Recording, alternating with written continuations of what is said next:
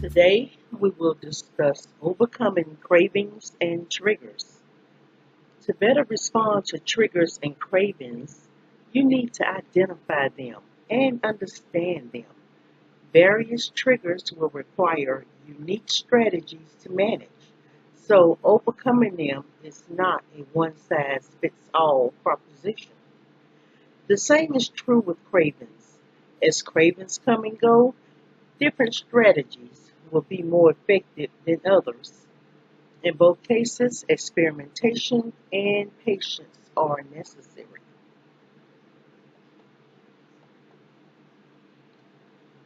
So, what are cravings and what are triggers? In everyday terms, a craving is a strong desire for something. For example, common cravings are for foods or sex. People can also crave drugs and alcohol. Cravings are associated with the psychological and physiological effects of drug use. The brain changes that someone using drugs experience can bring about cravings. Um, the trigger is a stimulus that sparks a craving. Triggers are the people, places, and things that make you want to use more drugs or drink more alcohol. As you can see in the illustration in the middle, it's got the addiction cycle. Here you have the emotional trigger, which leads to the craving, which leads to the ritual, and then you use. And afterwards, you feel guilty.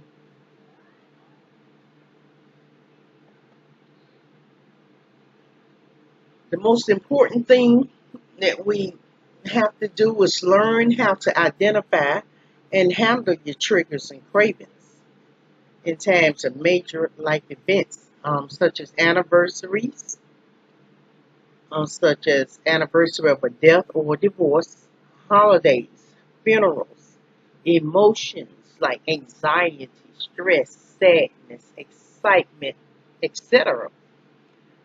People are previously, you used with, people you hung out with, your ex-homies, bars or restaurants, environmental cues like smells or objects, parties, weddings, relationship turmoil, and trauma. Those are, matter of fact, a lot of things that you might encounter in everyday life. You might encounter at least one of those triggers that will lead to a craving. And learning the techniques to overcome triggers and cravings can be challenging. Following is a video by Ryan Donnelly on cravings and triggers. So I'm going to answer someone's request for a video. They were asking if I can talk about cravings and the illusion that after you have a good amount of clean time, you think that you can have just one pill here or one bag of dope here and it won't affect you, and that your tolerance is really low to this stuff because you've been off for so long that maybe you can dabble in it a little bit and then just come right off and go back to your normal life.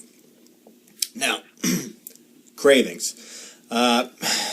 In my personal recovery, I don't have cravings now. I mean, it's been over 5 years.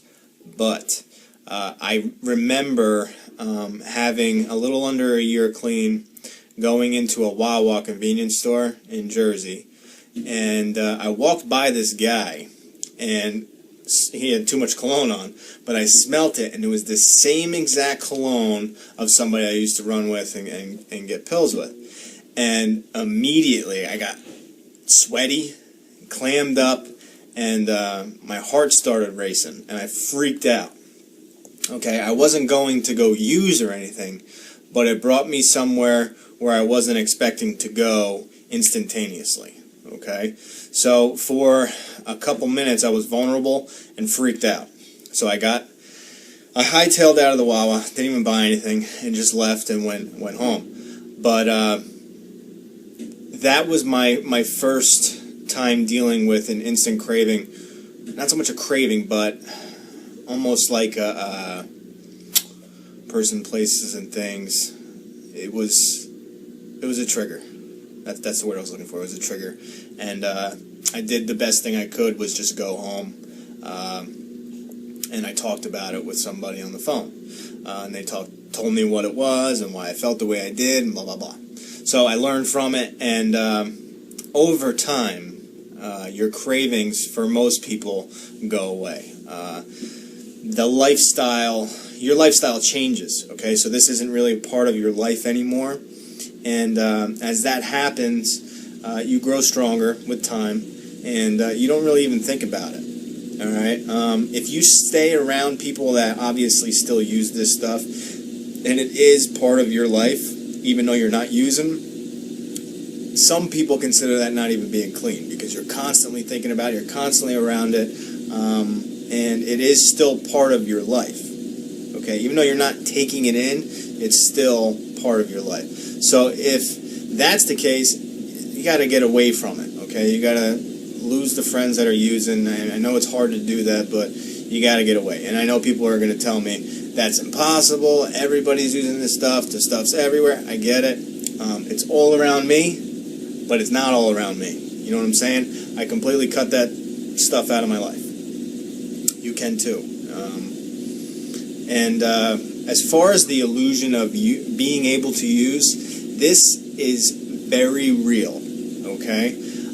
People, after they have a good amount of time of being clean, they don't stay vigilant in their recovery. So it's almost like their time using was a past life, all right? They don't even want to think about it. They're over it. It's like, you know what, I'm over that. I don't even have to work any of my steps, or even if you did steps or you didn't, whatever. What I'm saying is they just acted like it never happened. And in my experience with a lot of people is that when you act like this never happened and that you're above and beyond it, it's almost like it'll catch up to you at one point and like knock you over. Okay, so I'm not saying it's going to happen to everybody, but it does happen frequently to a lot of people that act like it never happened. Their addiction was a past life, and they've moved on, and they don't even want to deal with it. So this whole idea and the illusion that you can have one pill, you know, because you've been good for 3 years, and it's like, you know what, maybe I'll just have one pill this weekend, and everything will be fine. You can't. I'm telling you straight up, you can't. If you were addicted to this stuff, you take one pill, it's over, all right? Because that voice in your head pops up, and it takes over your life, all right? It'll tell you, you know what, just take one more tomorrow, one more day. It's not a big deal, you know what I mean? You can do it one more day, and then we'll stop, okay? And next thing you know, it's a year later, you got no money, and you're scrounging all over the place, and you know how that goes. It snowballs before you can even get control of the situation, all right? We all know how that works. So the whole illusion that you can have one pill or whatever, you can't. Okay? I can't stress that enough. If cravings and triggers are hindering your recovery process, the education and prevention programs at Life Skills Academy can help. Go to lindamcqueen.org. The page will open up to Life Skills Academy. Again, go to lindamcqueen.org. The page will open up to Life Skills Academy. While you're there, please take advantage of our forums, chats, group meetings, webinars, and hangouts. A link will be provided below.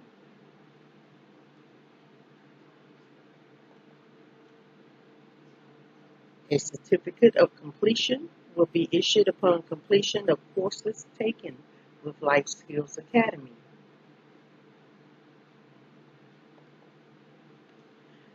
Please leave your comment and subscribe. Remember to like and share, And if any of you can donate to this channel, please do.